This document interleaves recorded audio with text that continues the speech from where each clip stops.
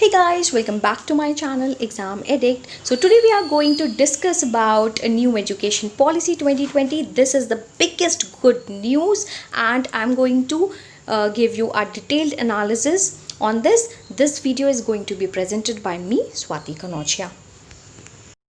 But before that, please subscribe, like and share my channel Exam Addict. Hey guys, welcome back to my channel Exam Addict. So today we are going to discuss about new education policy 2020 और ये topic बहुत important topic है if you are preparing for competitive exam और आप parent हो या फिर student हो तो ये एजुकेशन पॉलिसी जो 2020 ड्राफ्ट हो चुकी है आ चुकी है ये बहुत ज़्यादा इम्पॉर्टेंट है. सो बट उसके पहले हमारे इंडिया में एजुकेशन पॉलिसी कैसे इवॉल्व हुई है उसके बारे में थोड़ा सा जानते हैं. Moving on, evolution of education policy. University education commission 1948 to 49. तो 1948 से 49 के बीच में एजुकेशन कमीशन बैठाया गया, इस्टेब्लिश किया गया यूनिवर्सिटी एजुकेशन कमीशन के नाम से. Now secondary education commission was in 1952 to 53 के बीच में ये कमीशन इस्टेब्लिश किया गया. And Education Commission under Dr. D.S. Kothari, that is 1964 से 66 के बीच में. Now ये जानने के लिए बहुत इम्पॉर्टेंट है अगर आप एज एन एस्पिरेंट है कॉम्पिटिटिव एग्ज़ाम के तो कोठारी कमीशन के नाम से इस एजुकेशन कमीशन को भी जाना जाता है. इनकी रिकमेंडेशंस बहुत ज़्यादा इम्पॉर्टेंट थी बिकॉज उनकी रिकमेंडेशन के बेसिस पे ही सबसे पहली एजुकेशनल पॉलिसी बनाई गई थी. Now moving on, national policy on education 1968. तो सबसे पहले जो नेशनल पॉलिसी ऑन एजुकेशन बनाया गया वो 1968 में बनाया गया under the prime ministership of Indira Gandhi. Then 42nd constitutional amendment act के तहत 1976 एक अमेंडमेंट किया गया. कॉन्स्टिट्यूशनल अमेंडमेंट था ये 42nd 1976 में एंड एजुकेशन को कॉन्करेंट लिस्ट में डाल दिया गया. Now the second education policy 1986 में under the prime ministership of Rajiv Gandhi. So यहाँ पर जो पहली एजुकेशनल पॉलिसी जो बनी थी वो 1968 में बनी थी इंदिरा गांधी के टाइम पे एंड जो सेकेंड पॉलिसी बनी थी एजुकेशन पे वो 1986 में बनी थी जब राजीव गांधी प्राइम मिनिस्टर थे. एंड 2020 एजुकेशनल पॉलिसी ये जो बनी है इसके पहले कौन सी पॉलिसी चल रही थी 1986 वाली ही चल रही थी. नाउ NPE 1986 को मॉडिफाई किया गया था इन 1992 में under the programme of action 1992 में. सो 1992 में एक प्रोग्राम ऑफ एक्शन लाया गया जिसके तहत NPE 1986 वाली जो एजुकेशनल पॉलिसी थी यानी जो सेकंड एजुकेशनल पॉलिसी थी उसमें कुछ मॉडिफिकेशन किया गया 1992 में. Right, moving on, TSR Subramanian committee report May 27 2016 में. Then doctor K Kasturi Rangan committee report आई है 2019 में. On the national education policy was framed in 1986. 1986 में एजुकेशनल पॉलिसी जो सेकेंड एजुकेशनल पॉलिसी थी एंड ये बहुत रिमार्केबल पॉलिसी थी. इसका जो मॉडिफिकेशन हुआ है इसमें कुछ चेंजेस लाए गए हैं 1992 में. More than 3 decades have passed since previous policy. तो जो ये जो 1986 वाली पॉलिसी थी आप देखें कि 3 decades कम से कम पास हो चुके हैं.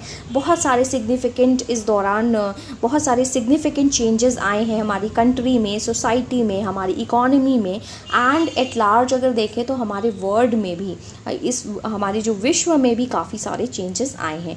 So it is in this context that the education sector needs to gear itself towards the demands of the 21st century and the needs of the people and the country.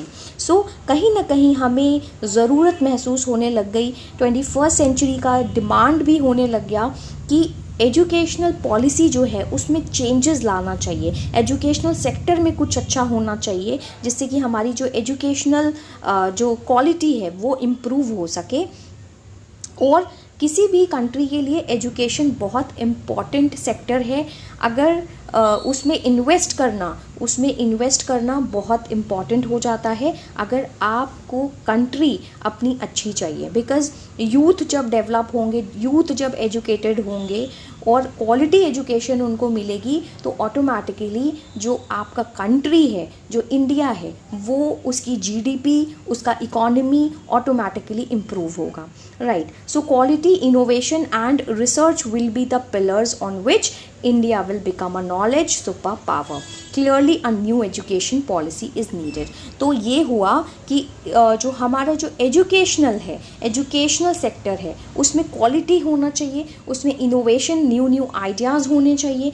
Education हो but वो quality education हो, new ideas होने चाहिए उसमें, and research पे भी काफ़ी ज़्यादा ध्यान दिया गया। और ये क्लियर करता है कि हमें एक न्यू एजुकेशन पॉलिसी की ज़रूरत होने लग गई। Now the government had initiated the process of formulating a new education policy through the consultation process for an inclusive, participatory and holistic approach. तो गवर्नमेंट ने कहीं ना कहीं ये जो प्रोसेस है उसको इनिशिएट कर दिया, न्यू एजुकेशन पॉलिसी का फॉर्मुलेट करने के लिए कंसल्टेशन प्रोसेस स्टार्ट कर दिया, एंड इसमें बहुत होलिस्टिक अप्रोच रखा, सबको इंक्लूड किया। ये बहुत पार्टिसिपेटरी प्रोसेस था, इसमें हर किसी ने पार्टिसिपेट किया, which takes into consideration expert opinions थे, फील्ड एक्सपीरियंसेस थे, एम्पेरिकल रिसर्च किए गए, स्टेक होल्डर फीडबैक थे, लाइक स्टूडेंट, पेरेंट, जो भी इससे एसोसिएटेड हैं एजुकेशन से, उनके फीडबैक लिए गए, as well as lessons learned from the best practices. और इसके पहले जो भी एजुकेशन पॉलिसी आई थी उससे हमें कुछ ना कुछ ऐसे लेसन सीखने को मिले, वो भी यहाँ पर इंक्लूड किया गया। The committee for preparation of the draft national education policy submitted its report to the ministry on 31st May 2019.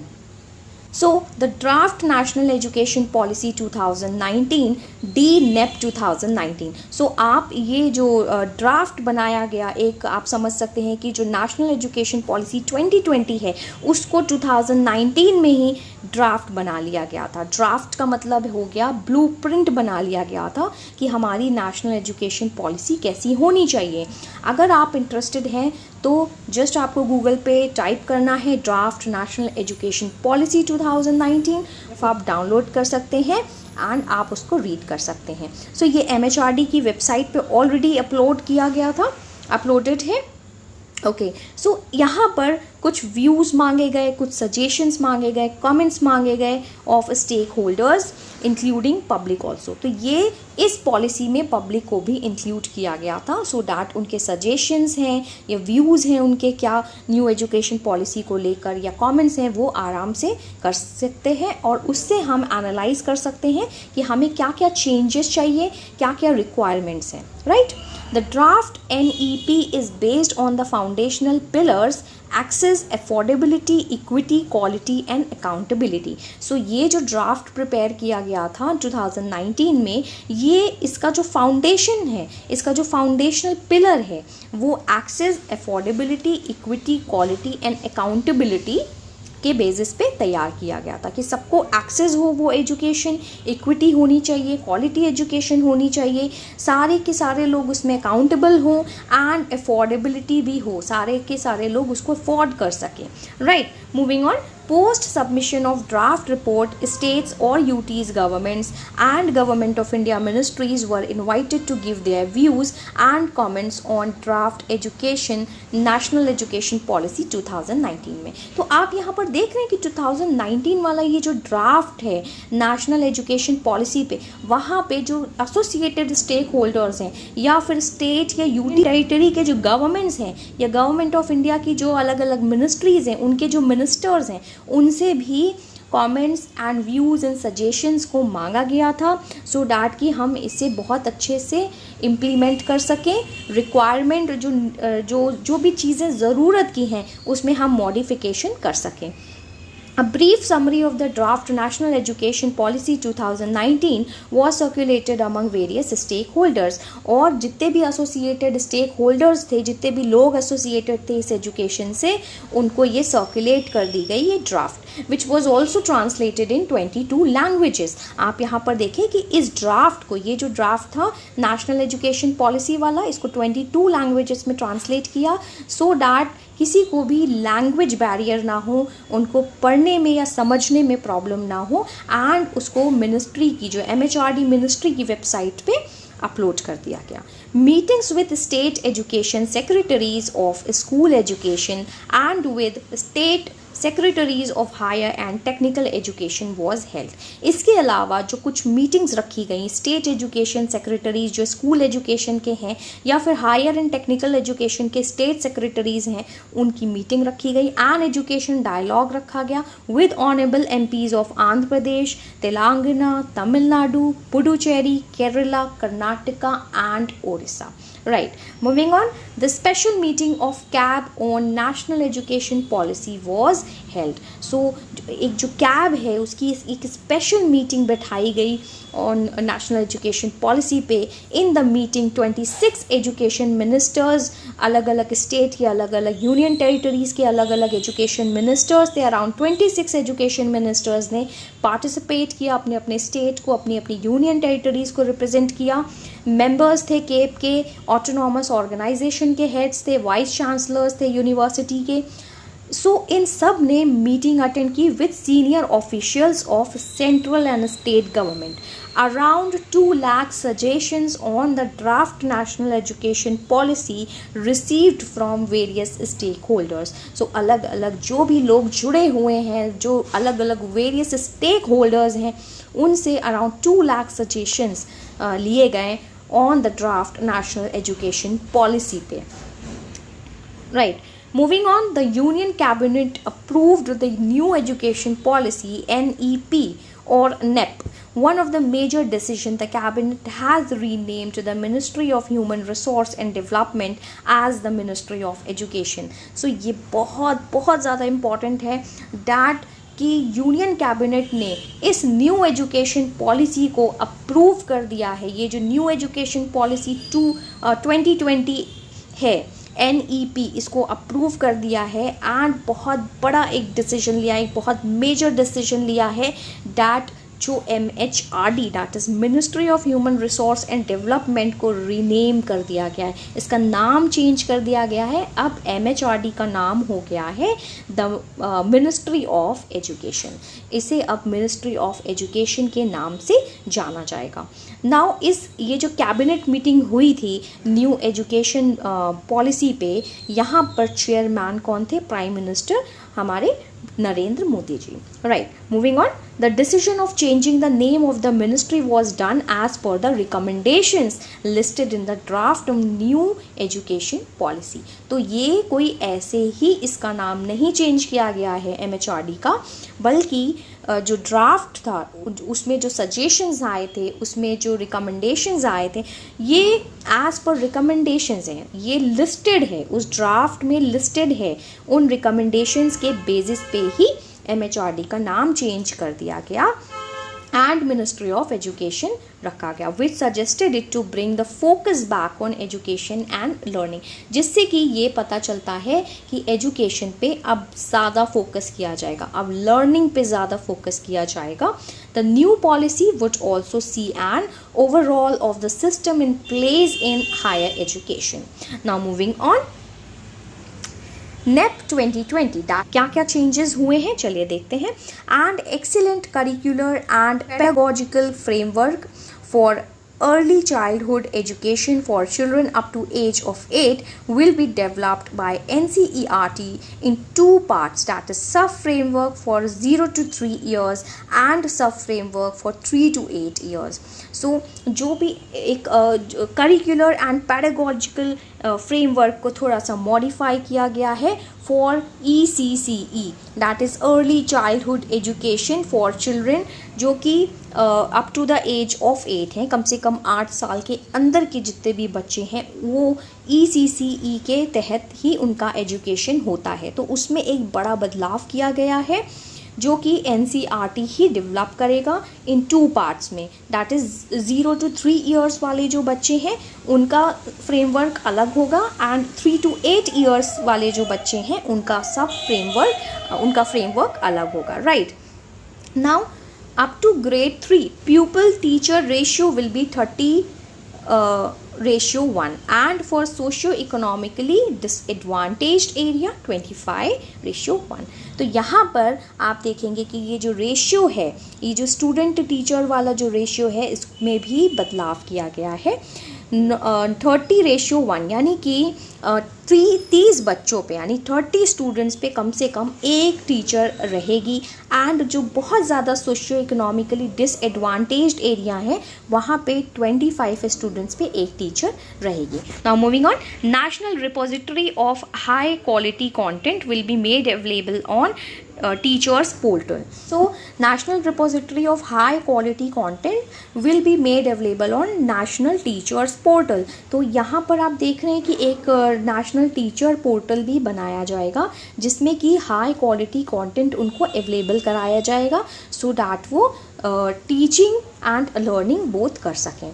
Now moving on, restructuring school curriculum and pedagogy in new design. So पहले क्या होता था कि 10+2 का ये curriculum design था, ये design था 10+2। नाउ ये 10+2 चेंज होके 5+3+3+4 डिज़ाइन में चेंज हो गया है।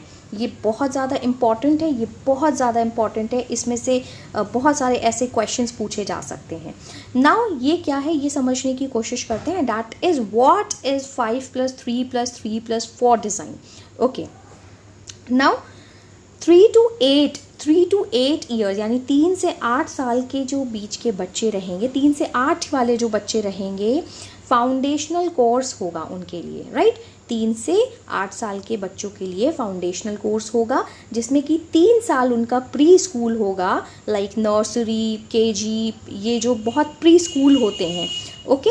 तो ये रहेंगे 3 साल के, एंड ग्रेड्स 1 to 2 यानी कि 1 to 2 क्लास या 1 to 2 ग्रेड्स उनका रहेगा, right. Now 8 to 11 that is 8 से 11 साल के बच्चों के लिए प्रिपरेटरी क्लासेस होंगी, प्रिपरेटरी कोर्स होगा, that is for grade 3 to 5, जो ग्रेड होंगे जो 3rd क्लास से 5th क्लास तक का, okay. Now next 11 to 14 years वालों के लिए मिडिल स्कूल होगा, दैट इज़ ग्रेड 6 to 8 वालों के लिए। 14 to 18 ईयर्स वाले जो स्टूडेंट रहेंगे उनके लिए हाई स्कूल होगा, ओके। ग्रेड्स 9 to 12 आप यहाँ पर देख सकते हैं दैट ये जो 1 to 2 ये जो प्री स्कूल है, ये जो प्री स्कूल है एंड जो क्लास 1 and 2 है उसको फाउंडेशनल कोर्स में डाला गया है, एंड ग्रेड्स 3 to 5 वाले प्रिपरेटरी में डाला गया है कि वहाँ पर बच्चे प्रिपेयर होते हैं, अपने आप को प्रिपेयर करते हैं। एंड ग्रेड 6 to 8 जो क्लास 6 to 8 को मिडिल क्लास बोला गया है, एंड जो 9 to 12 वालों को हाई स्कूल बोला गया है। आप ये देखें कि नॉर्मली क्या होता है, अब तक क्या होता आया, हाई स्कूल हम किसको बोलते हैं, 10th स्टैंडर्ड को, यानी कि 10th ग्रेड वालों को बोलते हैं। बट यहाँ पर अब इसकी जो डेफिनेशन है वो चेंज हो गई है, यहाँ पर 9th to 12th क्लास वालों को हाई स्कूल फेज में रखा जाएगा, that is 9th and 10th in the first stage. Now high school भी 2 स्टेजेस में हो जाएगा, दैट इज़ फर्स्ट स्टेज में 9th and 10th क्लास होगी, okay. I hope so you are understanding. इसको हाई स्कूल को हम 2 फेजेस में डिवाइड कर सकते हैं। फर्स्ट फेज़ है जहाँ पर बच्चा जो होगा वो 9 and 10th क्लास में होगा, तो वो फर्स्ट स्टेज होगी हाई स्कूल की, and 11th and 12th will be the second stage, right. 11th and 12th class जो होगा वो सेकेंड स्टेज में आ जाएगा, बट इसे हम हाई स्कूल ही कहेंगे। लेस स्ट्रेस ऑन बोर्ड्स, ये बहुत ज़्यादा इम्पॉर्टेंट ये टॉपिक है, ये बहुत ज़्यादा इम्पॉर्टेंट पॉइंट है, that less stress on boards common college entrance test in sweeping education reforms. तो अब बोर्ड्स को जैसे कि बहुत ज़्यादा हवा बताया जाता है, बहुत ज़्यादा टेंशन में आ जाते हैं, बच्चों की काउंसलिंग करनी पड़ती है, तो अब बोर्ड्स का क्या है कि वो लेस स्ट्रेस दिया जाएगा, उसमें ज़्यादा वो स्ट्रेसफुल नहीं होगा, एंड बल्कि बोर्ड्स जो एग्ज़ाम्स होंगे वो ऑब्जेक्टिव एंड सब्जेक्टिव में डिवाइड हो जाएंगे, राइट। ये बहुत बड़ा चेंज है, बिकॉज़ ये देखा जाता है कि जब बोर्ड को बहुत डिफ़िकल्ट बना के रखा है हमने कि बोर्ड्स एग्ज़ाम है, बोर्ड एग्ज़ाम है, बट अब ये बहुत ज़्यादा ईजी विजी हो जाएगा। Okay, the next point is as on date we have different norms for deemed universities, central universities, for different individual standalone institutions. तो अलग अलग उनके नॉर्म्स हैं, अलग अलग उनके रूल्स एंड रेगुलेशंस हैं, डीम्ड के लिए अलग हैं, सेंट्रल के लिए अलग हैं, एंड स्टैंड अलोन इंस्टीट्यूशंस जो हैं उनके लिए अलग हैं। So new education policy says that for reasons of quality के लिए नॉर्म्स अब सेम होंगे for all and not as per ownership, right. तो ये हमारे high education secretary Amit Khare ने कहा है। ओके, चलो हाइलाइट्स देखते हैं। Okay, starting with highlights, new education policy highlights, outcomes क्या क्या निकला है नेशनल एजुकेशन पॉलिसी 2020 का, चलिए ये देख लेते हैं। Universalisation from ECCE to secondary education by 2030 aligning with SDG 4। तो ये जो यूनिवर्सलाइजेशन कर दिया गया है अर्ली चाइल्डहुड वाला जो है, ये जो कॉज है, जो छोटे बच्चों का ये जो कॉज है, ये 2030 तक का इनको यूनिवर्सलाइज कर दिया जाएगा, यूनिवर्सलाइजेशन कर दिया जाएगा, जिससे कि हमारा जो सस्टेनेबल डेवलपमेंट गोल 4 है वो कंप्लीट होगा। Attaining foundational learning and numeracy skills through national mission by 2025।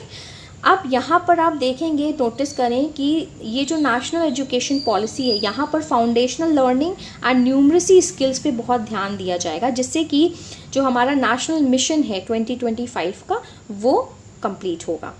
100% GER क्या है? Gross enrolment ratio.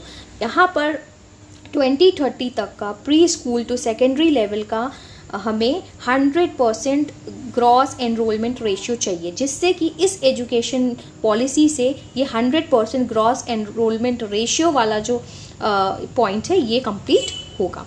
Teachers to be prepared for assessment reforms by 2023 में इनका ये एम है डैट कि जो टीचर्स हैं वो एक नया असेसमेंट रिफॉर्म्स के लिए प्रिपेयर हो सके, वो भी इससे कंप्लीट होगा। Okay, now inclusive and equitable education system by 2030 तक inclusive and equitable education system होना चाहिए, उसमें सब इंक्लूड होने चाहिए, इक्विटेबल होना चाहिए। Okay, now next point is board exams to test core concepts and application of knowledge. तो यहाँ पर बोर्ड एग्जाम्स मोस्टली क्या होते, बहुत थियोरेटिकल होते थे कि आपने पढ़ा एंड पढ़कर आपने लिख दिया। सो आप खुद सोचें कि जो भी आपने बोर्ड एग्ज़ाम में जिस टाइम पे लर्न किया होगा, जो भी याद किया होगा, वो क्या आज आपको याद है? नहीं। तो अब यहाँ पर ये जो कॉन्सेप्ट है वो चेंज कर दिया गया है। बोर्ड एग्ज़ाम्स को अब as a core concept test करेंगे।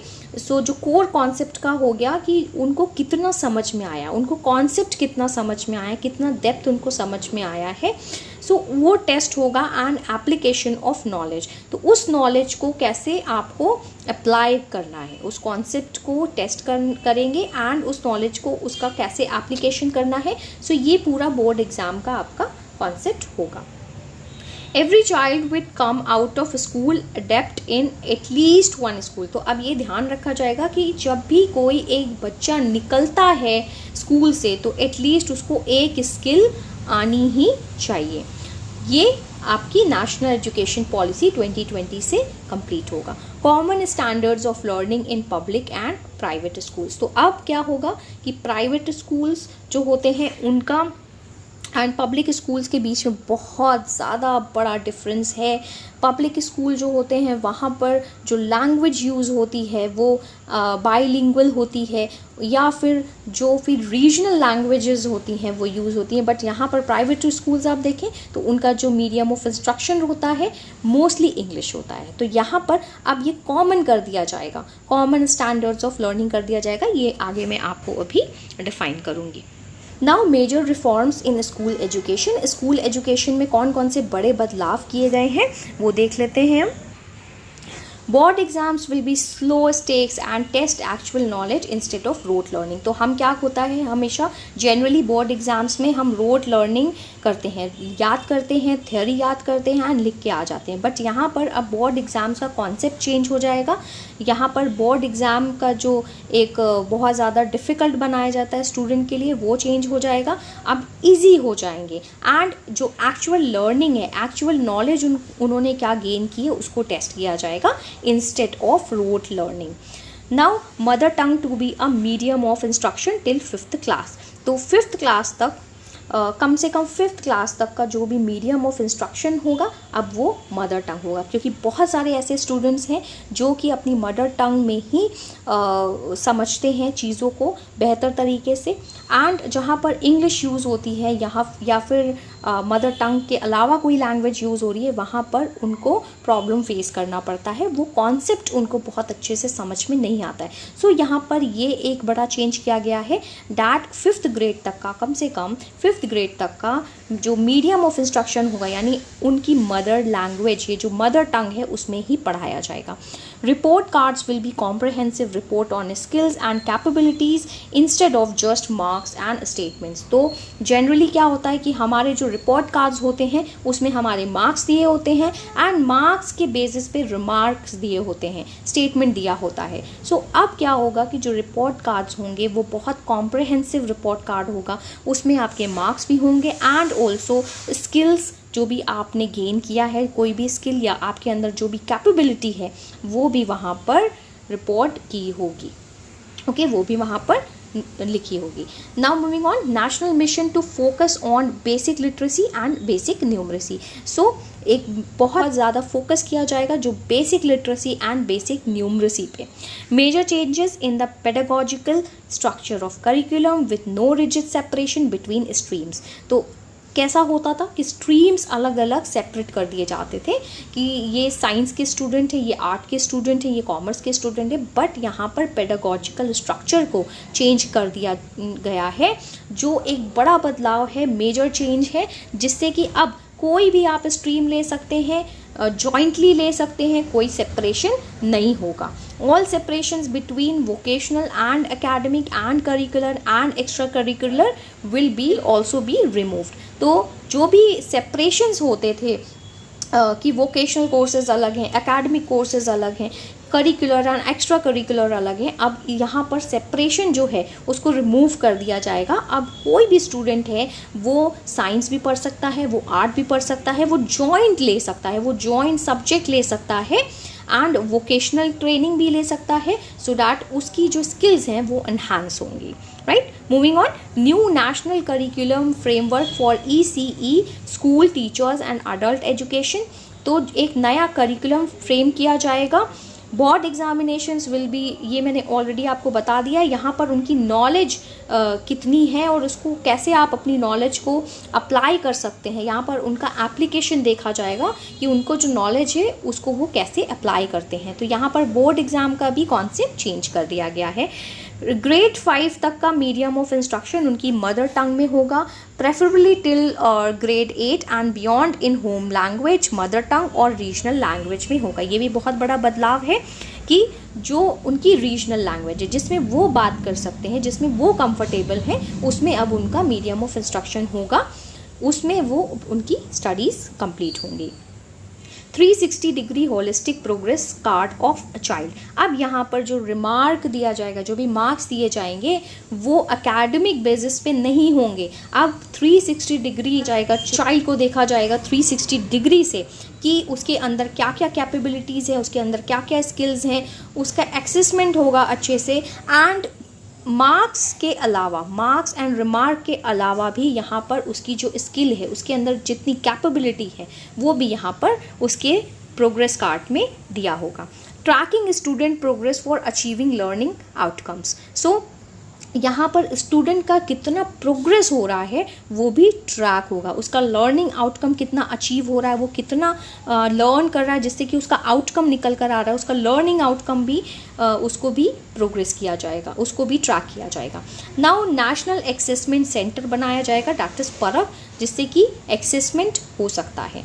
NTA to offer common entrance exam for admission to higher education institutions. तो ऐसा होता है जनरली कि जितने भी बड़े बड़े हायर एजुकेशन इंस्टीट्यूशंस हैं, बहुत सारे ऐसे इंस्टीट्यूशंस हैं जिनके अपने खुद के सेपरेट कॉमन एंट्रेंस एग्ज़ाम होते हैं, लाइक JNU का अलग होता है, दिल्ली यूनिवर्सिटी का अलग होता है। सो यहाँ पर अब जो NTA है, that is national testing agency, ही कॉमन एंट्रेंस एग्ज़ाम करवाएगा, कंडक्ट करवाएगा to all higher education institutions के लिए। Right, moving on, national professional standards for teachers. तो टीचर्स के लिए एक नेशनल प्रोफेशनल स्टैंडर्ड्स को फॉर्मुलेट किया जाएगा, उसके तहत ही उनको अपने आप को ट्रेन करना होगा। Book promotion policy and digital libraries, यहाँ पर डिजिटल इंडिया की बात है कि डिजिटल लाइब्रेरीज को एंड जो बुक प्रमोशन पॉलिसी है उसको यहाँ पर मोटिवेट किया जाएगा, डिजिटल लाइब्रेरीज को बढ़ाया जाएगा। Transparent online self disclosure for public oversight and accountability. तो यहाँ पर ट्रांसपेरेंट होगा सब कुछ, ऑनलाइन जो सेल्फ डिस्क्लोजर है, पब्लिक देख सकते हैं, अकाउंटेबल हैं, तो उसके लिए ट्रांसपेरेंट ऑनलाइन सेल्फ डिस्क्लोजर होगा। Universalization of early childhood care education, यहाँ पर यूनिवर्सलाइजेशन हो जाएगा कि सबके लिए ही वो कंपलसरी होगा। Now national mission on foundational literacy and numeracy, ये मैं ऑलरेडी आपको बता चुकी हूँ। 5+3+3+4 करिकुलर पेडागोजिकल स्ट्रक्चर, ये मैं ऑलरेडी आपको एक्सप्लेन कर चुकी हूँ इसके पहले कि 10+2 का जो ये डिज़ाइन है, इसको, ये जो स्ट्रक्चर था 10+2 वाला, इसको रिमूव करके अब स्कूल में 5+3+3+4 का स्ट्रक्चर आ जाएगा। Okay, curriculum to integrate 21st century skills, mathematical thinking and scientific temper. So यहाँ पर अब 21st सेंचुरी को इंटीग्रेट किया जाएगा। जो करिकुलम है उसमें कुछ चेंजेस किए जाएंगे, जिससे कि 21st सेंचुरी स्किल्स इन्वॉल्व की जाएंगी, इंक्लूड की जाएगी। Mathematical thinking and scientific temper को एनहांस किया जाएगा। No rigid separation between art sciences, between curricular और एक्स्ट्रा करिकुलर एक्टिविटीज़। तो अब यहाँ पर स्ट्रीम्स में जो मन है, जिस बच्चे का जो मन है वो आराम से कोई भी अपना सब्जेक्ट ले सकता है, जॉइंटली ले सकता है। सपोज डैट किसी का मन है कि वो साइंस भी, बायोलॉजी भी पढ़े, साइंस भी पढ़े एंड म्यूज़िक भी पढ़े, सो वो दोनों ही सब्जेक्ट ले सकते हैं। Curricular and extra curricular activities के बीच में भी कोई सेपरेशन नहीं किया जाएगा, वोकेशनल या फिर एकेडमिक स्ट्रीम्स के बीच में। Okay, moving on, education of gifted children. जो भी गिफ्टेड चिल्ड्रन हैं, जो भी डिसेबल्ड हैं, उनका एजुकेशन पे बहुत ध्यान दिया जाएगा इसमें। जेंडर इंक्लूजन फंड होगा। KG BVs up to grade 12, जो कि कस्तूरबा गांधी बालिका विद्यालय को अब ग्रेड 12 तक का बढ़ा दिया जाएगा। ओके, ग्रेड 12 तक कर दिया जाएगा। Reduction in curriculum to core concepts, तो जो भी करिकुलम है वो भी अब कम हो जाएगा, यानी जो आपका कोर्स है, स्टूडेंट्स का जो कोर्स है वो भी, उसमें भी रिडक्शन हो जाएगा, वो भी कम कर दिया जाएगा। वहाँ पर सिर्फ कोर कॉन्सेप्ट्स ही होंगे, because core concepts he important है एंड वो लाइफ के लिए आपकी बहुत ज़्यादा इंपॉर्टेंट है कोर कॉन्सेप्ट्स, तो उस करिकुलम को भी रिड्यूस किया गया है। Vocational integration from class 6 onwards, and class 6 के बाद से अब वोकेशनल स्किल्स को भी इन्वॉल्व कर दिया जाएगा, वोकेशनल कोर्सेज को भी इन्वॉल्व कर दिया जाएगा, सो डैट के स्टूडेंट्स एकेडमिक्स के साथ साथ वोकेशनल स्किल्स भी सीख कर स्कूल से बाहर निकलें। यूज़ ऑफ टेक्नोलॉजी, यहाँ पर यूज़ ऑफ टेक्नोलॉजी किया जाएगा in education planning, teaching, learning and assessment, administration and management में। सो ये बहुत इंपॉर्टेंट है। Regulation, self disclosure and minimum human interface. तो जो रेगुलेशन होगा वो सेल्फ डिस्क्लोजर एंड मिनिमम, कम से कम ह्यूमन इंटरफेस होगा। ओके, एंड सेल्फ डिस्क्लोजर होगा, यानी कि वो जो रेगुलेशन है वो सबके सामने ही ट्रांसपेरेंट होगा। Okay, increasing access for disadvantaged groups, तो जो भी डिसएडवांटेज ग्रुप्स हैं, प्रिविलेज नहीं है, तो उनके लिए जो एजुकेशन एक्सेस है वो इंक्रीज कर दिया जाएगा, सो डैट कि वो उसका प्रॉफिट ले सकें। Now divyang friendly education software को लॉन्च किया जाएगा। E content in regional language, content अब रीजनल लैंग्वेज में डेवलप किया जाएगा सो डैट कि जो रीजनल लैंग्वेज में समझना चाहते हैं उनको कोई प्रॉब्लम ना हो। वर्चुअल लैब्स होंगे, यानी कि अब ऑनलाइन सब कुछ हो रहा है, वर्चुअल क्लासेस चल रही हैं, तो वर्चुअल लैब्स भी होंगे, जिससे कि अब जो रिसर्च है या फिर साइंटिफिक जो भी लैबोरेटरीज़ हैं उनको अब वर्चुअल बना दिया जाएगा सो डैट कि स्टूडेंट्स अब वर्चुअली भी घर पर बैठकर भी उस लैबोरेटरी का जो पूरा ट्रेनिंग है वो कर सकते हैं। तो एजुकेशनल टेक्नोलॉजी फोरम बनाया जाएगा, digitally equipping schools, teachers and students. तो जो भी स्कूल्स हैं या टीचर्स हैं या स्टूडेंट्स हैं उनको डिजिटली प्रिपेयर कर दिया जाएगा, पूरी तरीके से इक्विप कर दिया जाएगा। Graded autonomy, academic, administrative and financial. Phasing out affiliation system in 15 years. National mission on mentoring and board of governors बनाया जाएगा. Single regulator for higher education excluding legal and medical. ये बहुत important है कि legal and medical education को छोड़कर जितने भी higher education है उसके लिए एक single regulator बनाया जाएगा, because UGC है, एक्टी है फॉर टेक्निकल एजुकेशन। सो ये एक सिंगल रेगुलेटर होगा जिसके अंडर में हायर एजुकेशन होगा, excluding legal and medical studies. जो लीगल एजुकेशन या मेडिकल एजुकेशन को छोड़कर बाकी जितने भी स्ट्रीम्स हैं उनको सिंगल रेगुलेटर के तहत ही चलाया जाएगा। Online self disclosure, okay, common norms for public and private. Yes, तो जो भी जो हाई एजुकेशन इंस्टीट्यूशंस हैं, कुछ प्राइवेट हैं कुछ पब्लिक्स हैं, उनके लिए अब कॉमन नॉर्म्स हो जाएंगे। ऐसा नहीं है कि पब्लिक यानी जो गवर्नमेंट हाई एजुकेशन इंस्टीट्यूशंस हैं उनके अलग रहेंगे, प्राइवेट के अलग रहेंगे, दोनों ही कॉमन नॉर्म्स अब हो जाएंगे for public and private high education institutions के लिए। Private philanthropic partnership, fee fixation within board regulatory framework, public investment in educational sector to reach 6% of GDP at the earliest. So अब क्या है कि जो GDP है कम से कम 6%, अभी तक 4% का 4% ही हम लगाते थे एजुकेशन सेक्टर में अपनी GDP से, अब GDP से 6% कम से कम एजुकेशन सेक्टर में इन्वेस्ट किया जाएगा। Right, now moving on, major reforms देखते हैं हायर एजुकेशन में क्या क्या किए गए हैं।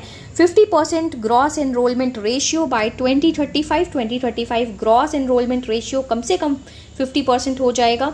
Holistic and multi disciplinary education, flexibility of subjects, यानी कि जो भी सब्जेक्ट जो भी लेना चाहे जो भी स्टूडेंट जॉइंटली ले सकता है। मल्टीपल एंट्री एग्जिट, तो मल्टीपल एंट्री एग्जिट का क्या मतलब है कि आप जितने बार चाहें उतने बार उस कोर्स में एंट्री ले सकते हैं एंड एग्जिट ले सकते हैं। फॉर एग्जाम्पल आप इंजीनियरिंग कर रहे हैं एंड इंजीनियरिंग 4 ईयर्स की होती है, राइट। सो आपने 1 या 2 साल, सपोज दैट 2 साल आपने इंजीनियरिंग किया एंड अगर आपको नहीं समझ में आ रहा है या फिर अगर आप कंफर्टेबल नहीं है उस इंजीनियरिंग में, तो वो 2 साल का जो आपने इंजीनियरिंग किया है वो भी, और आपने दूसरे किसी कोर्स में एडमिशन ले लिया है ना, ये जो मोस्टली क्या होता है कि जो आपने कोर्स छोड़ दिया है बीच में उसको काउंट नहीं किया जाता है। बट यहाँ पर अब इस एजुकेशन सिस्टम में ये बहुत बड़ा चेंज है कि आप जितने बार एंट्री ले सकते हैं, जितने बार एग्जिट कर सकते हैं। तो आपका ये जो 2 साल आपने इंजीनियरिंग को दिया है ये भी आपके काउंट होगा, आपके क्रेडिट्स में ये काउंट होगा, right. Now UG programme 3 to 4 years का हो जाएगा, यानी कि ग्रेजुएशन जो है वो 3 to 4 ईयर्स का मैक्सिमम होगा। कोर्सेज 3 ईयर्स के, कुछ कोर्सेज 4 ईयर्स के हो जाएंगे। Now PG programme 1 to 2 years का होगा। इंटीग्रेटेड 5 ईयर बैचलर्स और मास्टर्स प्रोग्राम होगा। एमफिल टू बी डिसकंटिन्यूड, ये बहुत बड़ा सा एक चेंज है, दैट एमफिल जो होगा अब इसे डिसकंटिन्यू कर दिया जाएगा, ठीक है, बंद कर दिया जाएगा। Credit transfer and academic bank of credits, यहाँ पर ये बहुत ज़्यादा इंपॉर्टेंट है, that credit transfer and academic bank बनाया जाएगा, ओके, क्रेडिट्स का स्टूडेंट्स के लिए एक एकेडमिक बैंक बनाया जाएगा जिसमें कि उनके सारे के सारे क्रेडिट्स होंगे। एंड इस क्रेडिट से क्या होगा, डैट फॉर एग्जांपल अगर आप जॉब के लिए जाते हैं सो वहाँ पर सिर्फ आपके क्रेडिट एकेडमिक बैंक को खोलकर, उस पोर्टल को खोलकर आराम से आपके क्रेडिट्स को चेक किया जा सकता है। उस क्रेडिट में एकेडमिक आपका जो क्रेडिट होगा, जो भी एकेडमिक है या फिर आपके अंदर जो वोकेशनल स्किल्स हैं, कैपेबिलिटीज़ हैं, वो सारा का सारा उसका क्रेडिट काउंट होगा। ये बहुत ज़्यादा इम्पॉर्टेंट है और बहुत अच्छा एक बड़ा चेंज है। हायर एजुकेशन इंस्टीट्यूशंस में research intensive, teaching intensive universities and autonomous degree granting colleges होंगे अब। तो यहाँ पर जो भी ऑटोनॉमस डिग्री ग्रांटिंग कॉलेज होंगे जो कि डिग्री ग्रांट करेंगे, एंड इंटेंसिव यूनिवर्सिटी होगी जहाँ पर टीचिंग को और रिसर्च को बहुत इंटेंसिवली लिया जाएगा। Model multi disciplinary education and research university बनाया जाएगा, इस्टेब्लिश किया जाएगा। The present education policy was adopted in 1986 which have been continued till date, that is for last 34 years से ये जो एजुकेशन पॉलिसी है उसको कम से कम the present education policy was adopted in 1986। तो जो अभी तक चल रही थी जो भी पॉलिसी वो 1986 में अडॉप्ट की गई थी, जो कि अब which have been continued till date, और अभी तक ये टिल डेट अभी तक ये जो पॉलिसी है, ये जो एजुकेशनल पॉलिसी है वो ही चल रही थी लास्ट 34 ईयर्स से। बट अब ये बहुत बड़ा मेजर चेंज हुआ है। The country got the education policy after 34 years. तो ये बहुत इंपॉर्टेंट है कि कब हमारी ये पॉलिसी आई, आफ्टर 34 ईयर्स के बाद में हमारी ये एजुकेशन पॉलिसी आई है। अभी तक जो भी एजुकेशन पॉलिसी चल रही थी वो 1986 वाली चल रही थी। The union cabinet chaired by PM himself has approved the draft of national education policy. So यहाँ पर PM जो है हमारे जो नरेंद्र मोदी जी हैं, हमारे जो प्रधानमंत्री हैं, उन्होंने ही वो चेयरमैनशिप थी उनकी, एंड उन्होंने ही ये अप्रूव किया है नेशनल एजुकेशन पॉलिसी का draft. The cabinet has also accepted the proposal of changing name. Cabinet ने भी यहाँ पर जो MHRD का जो नाम चेंज हो गया इस मिनिस्ट्री का, वो कर दिया गया है मिनिस्ट्री ऑफ एजुकेशन। ये भी बहुत बड़ा चेंज है। The vision of creating an education system that contributes directly to transforming the country, providing high quality education to all and making India a global knowledge superpower. तो अब यहाँ पर आप इससे समझ सकते हैं कि ये जो नेशनल एजुकेशन पॉलिसी है 2020, ये जो ड्राफ्ट है ये कितना ज़्यादा, ये जो पॉलिसी है कितना ज़्यादा इम्पॉर्टेंट है। इसमें बहुत बड़े बड़े बदलाव किए गए हैं, और जिससे कि ये लग रहा है कि आने वाली जो हमारी जनरेशन है या फिर ये जो जनरेशन है उनके लिए बहुत ज़्यादा फ्रूटफुल है, बहुत बेनिफिशियल होने वाली है। So this is all for today. ये हमारा बहुत इंपॉर्टेंट टॉपिक था, आप सबको जानना बहुत ज़रूरी था। सो इसके लिए ये थोड़ा सा लंबा वीडियो हो गया है, बट आई होप सो आपको समझ में आया। अगर आपको कोई डाउट है इसमें तो आप मुझे मेरे मेल पर अपने डाउट्स को क्लियर कर सकते हैं, मुझे मेल कर सकते हैं। मेरा मेल ID ऑलरेडी मैंने डिस्क्रिप्शन बॉक्स में दे रखा है, एंड इसका जो फ्री PDF अगर लेना है तो आप मेरे टेलीग्राम चैनल को ज्वाइन कर सकते हैं, वहाँ से आपको फ्री PDF आप डाउनलोड कर सकते हैं। एंड ऑल्सो अगर इससे रिलेटेड, इस टॉपिक से रिलेटेड या किसी भी टॉपिक से रिलेटेड अगर आपको कोई डाउट है या सजेशंस देने हैं तो आप यहाँ पर कमेंट बॉक्स में लिख सकते हैं या फिर मुझे मेल कर सकते हैं, और मैं जल्द ही आपको फीडबैक देने की कोशिश करूँगी। Thanks for watching, stay blessed. Thanks for watching. Please subscribe, like and share to my channel Exam Addict.